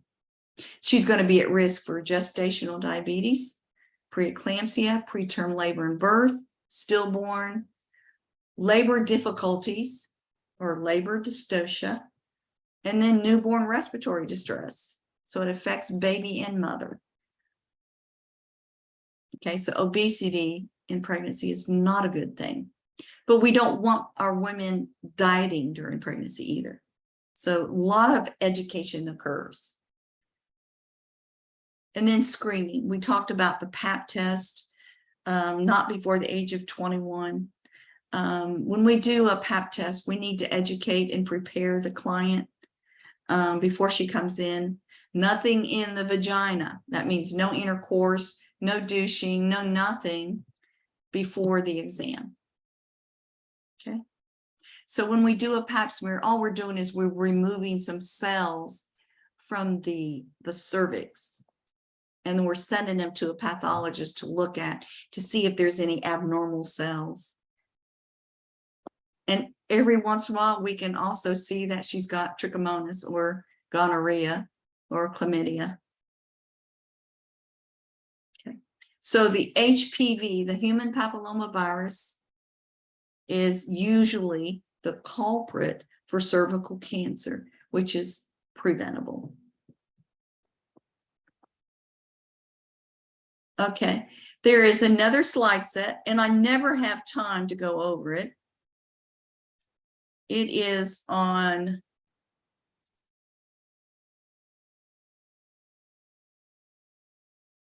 assessment and health promotion, and I've talked about this a little bit, so you can go over, look at it. See, so here are the different cycles: endometrial cycle, hypothalamic, pituitary cycle, ovarian. Don't memorize those. Prostaglandins. Prostaglandins are natural, normal in our body already. Most of the tissues in our body produce these, but we can also give them as drugs. So they're endogenous and exogenous. Okay. And they affect different parts of the body, in particular during pregnancy. You can look at that. And so there's a lot of other things in here that you can just read through. And I've kind of gone over some of these things already about sexual threats, intimate partner violence. Make sure you look at your text. There's a chart, and I think it's on page 49. It might be a little bit different since you have a new text, but there's a chart, the kind of behaviors that you would see in a woman that's being abused. Okay, and then the cycle of violence is in this slide set.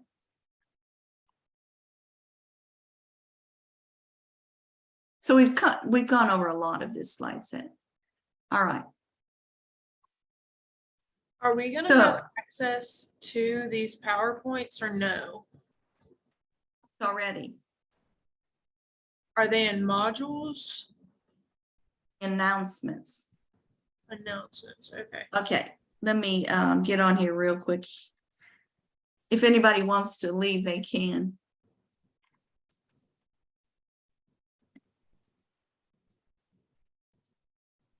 I'll show you. Okay, so here is Canvas, right? And if you go to week 1, wait a minute, modules, announcements, go to announcements over here on the side. Okay, if you look down here, I have welcome to OB nursing. You can look at that, read that, and then on your mark, get ready, set, go. So this is week 1. Read chapters 1 to 3. I didn't see those at the bottom. I'm sorry. Yeah, they're at the bottom. Yeah, the 2 that I shared with you. Okay, and then yeah, that's where I will be putting any extra PowerPoints and documents that I'm sending your way. Will be in your announcements for that week. Okay. You said we can also send you the math, right? So you can go over it before we do submit it? Yeah, if you're not sure about it, yes, you can. Yes. Okay, so what I want you to do as far as your drugs this week, get a pencil and paper ready to go. And it's on here, prostaglandins. Look up what they are.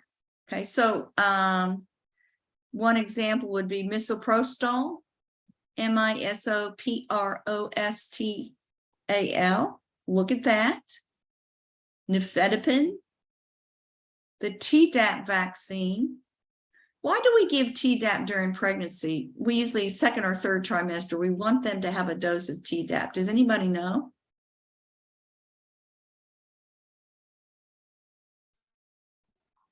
Avoid the whooping cough for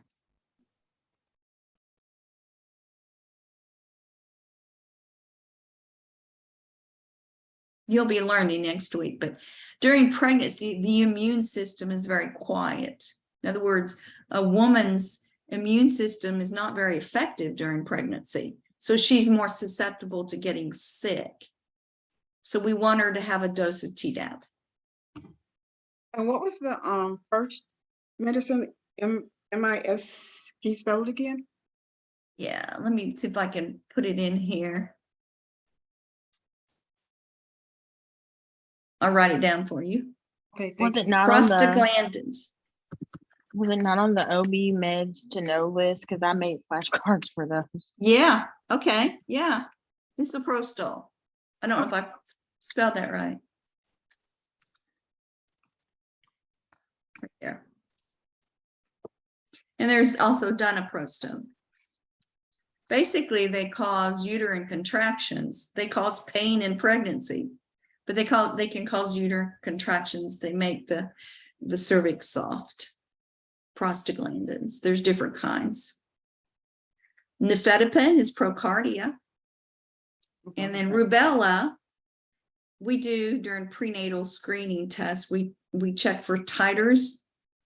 Rubella is part of the MMR. And if her titer for rubella is low during pregnancy, she can't get an MMR during pregnancy. So we'll give it to her afterwards.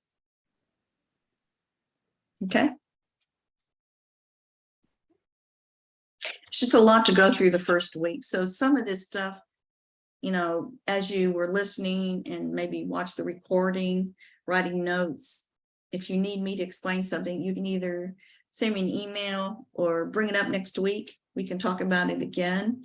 Because we kind of go forward, back, forward, back, forward, back. So we can review from the previous week, anything that's difficult for you. Okay. All right. Are we So do you gonna, want us to wait? sorry, No, you go ahead, girl. You got it. I was asking about the medical cards. Are we gonna submit those or are those just for us? You'll need to do those for your simulation anyway. Like, okay. Yeah, yeah. So on your drug cards, you know how to write those. And I'm glad you asked, Anna, because your book is the best source for your drug information Okay. because it's pertinent to OB, okay, applicable to OB. So look up nifedipine in your OB book. They're all in there, and it's a great way to do your drug cards. Okay, all in your OB book. Okay. My question was about the prostaglandin. So because on the announcement on the little drop down thing, so it has prostaglandin E1 or the cytotec, and then it has prostaglandin gel. So I did both of those. So there's different kinds of prostaglandins, different formulations. The one we have, there's two that we use in OB, in labor, in ripening the cervix. It can be a gel or it can be an insert. So there's misoprostol or dinoprostone, either one of those.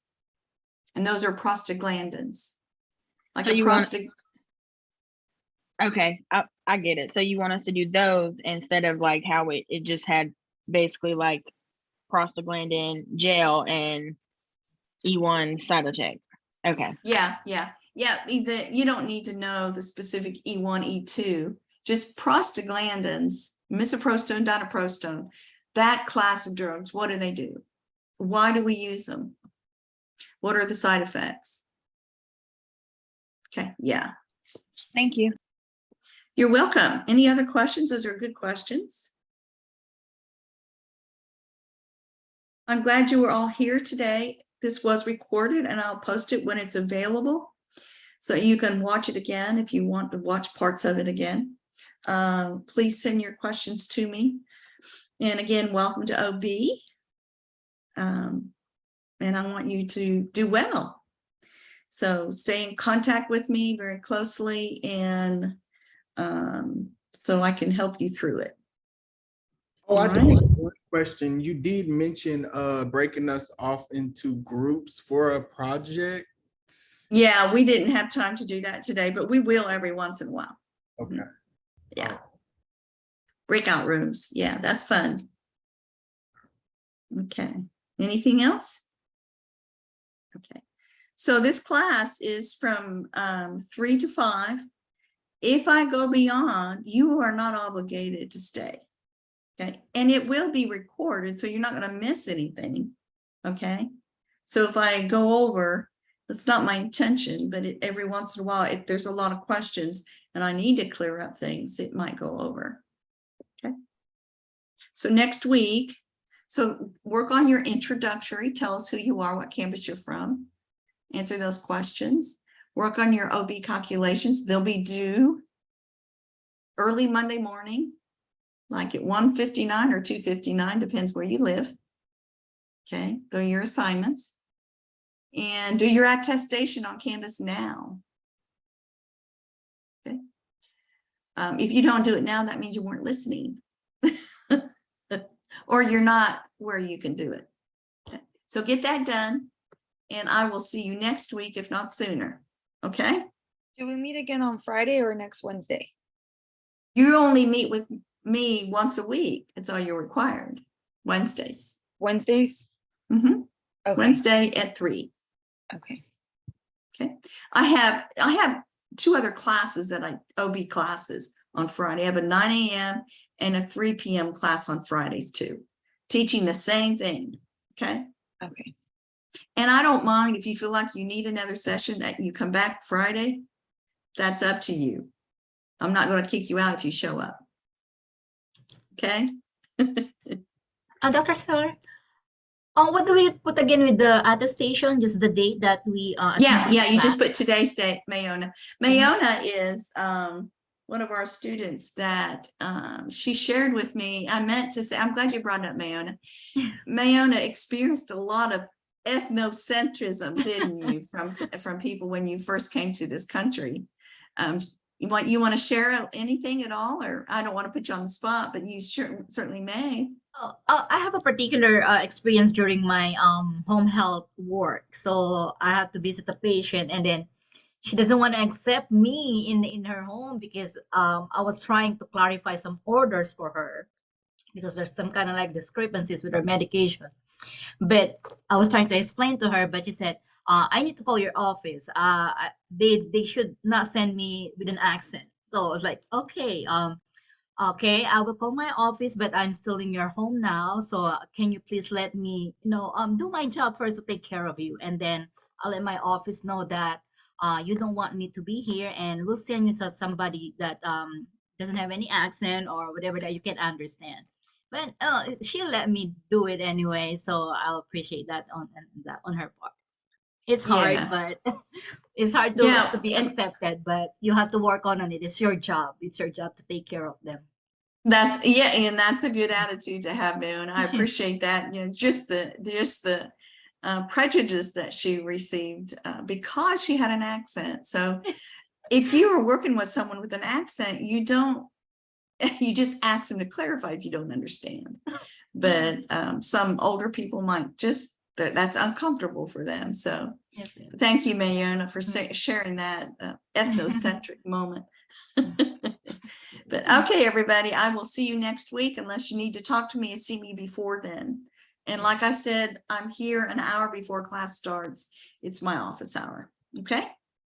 Yes, ma'am. Thank you. Welcome again to all of you. Thank you so much for your input. This was great discussion. I appreciate it.